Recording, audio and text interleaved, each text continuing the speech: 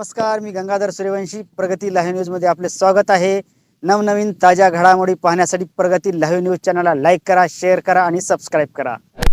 माननीय पोलीस अधीक्षक सरांच्या मार्गदर्शनाखाली जे रेकॉर्डवरील आरोपी आहेत, जे जेल रिलीज आहेत, त्यांची चेकिंग करण्याच्या सूचना सरांनी दिल्या होत्या.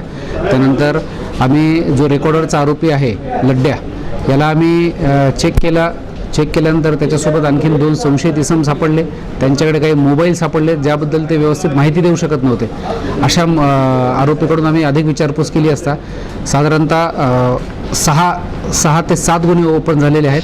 याच्यामध्ये एकूण 44 मोबाईल, 3 गाड्या आणि 1 खंजर असा आम्ही रिकवर केलेला आहे. मुद्देमालची रिकव्हरी जी साधारणतः 10,61,000चा मुद्देमाल आम्ही रिकवर केलेला आहे.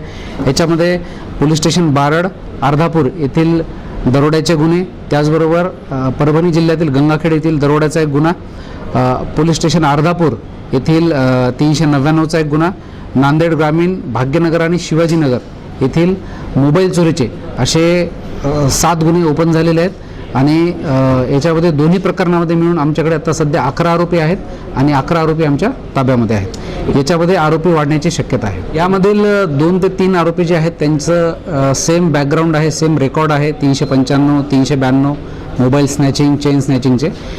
या रेकॉर्डवरच्या आरोपीसोबत नवीन काही युवक जे आहेत ते जोडले गेले आणि त्यातून हा प्रकार त्यांनी रॉबरीचे केलेले आहेत.